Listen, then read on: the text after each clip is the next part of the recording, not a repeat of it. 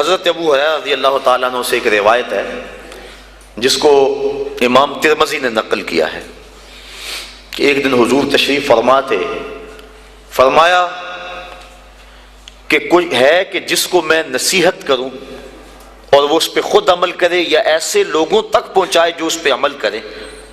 تو حضرت ابو ہریرہ رضی اللہ تعالیٰ عنہ فرماتے ہیں میں نے عرض کی حضور میں ہوں، آپ مجھے وہ نصیحتیں کریں۔ تو حضور نے میرا ہاتھ پکڑ لیا اور حضرت ابو ہریرہ فرماتے ہیں حضور نے 5 نصیحتیں مجھ کو گنوائیں۔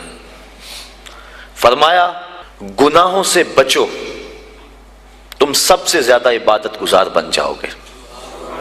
دوسری بات فرمائی اللہ کی تقسیم پہ راضی ہو جاؤ، تم سب سے زیادہ غنی بن جاؤ گے۔ اور تیسری بات ارشاد فرمائی ہمسایوں کے ساتھ حسن سلوک کرو، تم کامل مومن بن جاؤ گے۔ اور پھر فرمایا جو اپنے لیے پسند کرتے ہو وہ اپنے مومن بھائی کے لیے پسند کرو، کامل مسلمان بن جاؤ گے۔ اور پھر فرمایا زیادہ ہنسا نہ کرو، اس سے دل مردہ ہوتا ہے۔ فرمایا یہ 5 وصیتیں اللہ کے رسول نے مجھ کو گنوائیں۔ انسان گناہ کو ترک کرے، علماء نے کہا یہ تقویٰ ہے، اور حضور نے ان نصیحتوں میں پہلی نصیحت جو ہے وہ گناہ سے بچنے کے بارے میں حکم ارشاد فرمایا کہ گناہ سے بچا جائے۔ نیکی کرنی، اچھائی کرنی بہت بڑی دولت ہے، لیکن گناہ سے بچنا یہ اس سے بڑی سعادت ہے، کیونکہ گناہ کرنے سے اللہ ناراض ہو جاتا ہے، اور تقویٰ اللہ کی ناراضگی سے بچنے کا نام ہے۔ تقوی کے بارے میں علماء کرام نے اور بھی روایات، مختلف اقوال بزرگوں کے بیان کیے ہیں کہ انہوں نے تقوی کی دولت اختیار کر کے اپنے آپ کو جنت کا حقدار بنایا اور اپنی زندگی کا ایک ایک لمحہ اللہ کی رضا کے لیے گزارا۔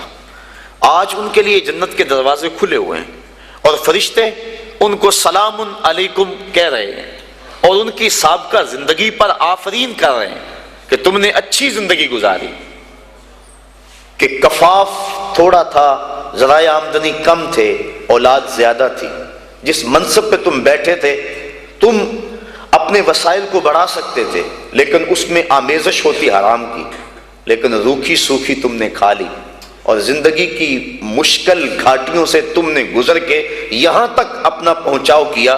آج اللہ کی رحمتیں بڑھ کے تمہارا استقبال کر رہی۔ یہ ہے بڑا مشکل کام آج کل بالخصوص، جب کہ دوڑ لگی ہوئی ہے، ہر شخص ایک دوسرے سے آگے بڑھنے کی خواہش کے اندر حلال حرام کی تمیز چھوڑے ہوئے ہیں، اور بات کسی سے کرو تو ہر کوئی یہی کہتا ہے جی کیا کریں، پیٹ کے لیے لگے ہوئے ہیں۔ پیٹ تو 2 روٹیاں صبح مانگتا ہے، 2 شام کو مانگتا ہے، 2 دوپہر کو مانگتا ہے۔ پیٹ کا اتنا لمبا چوڑا مطالبہ نہیں ہے، صرف ہم 2 دونی 4 کے چکر میں پڑے ہوئے ہیں۔ جو بندہ جہاں ہے وہاں وہ راضی نہیں ہے۔ اور اس حدیث کا جو دوسرا ٹکڑا ہے، حضور کی جو دوسری نصیحت، اس میں یہ فرمایا گیا اللہ کی تقسیم پہ راضی ہو جاؤ، سب سے بڑے غنی ہو جاؤ گے۔ غنا دل کی بے نیازی کا نام ہے، تو جتنی مرضی دولت اور پھر بھی طلب ہو تو پھر تو انسان اس طلب میں جل رہا ہے، اطمینان مل ہی نہیں رہا۔ لیکن کفاف تھوڑا ہے، ذرائع آمدنی تھوڑے ہیں، اس سوکھی روٹی پر بھی صبر ہے، قناعت ہے، تو جو لطف اس دسترخوان پہ بیٹھ کر کھانے کا ہے وہ 5 سٹار ہوٹلوں میں کھانے کا بھی نہیں ہے۔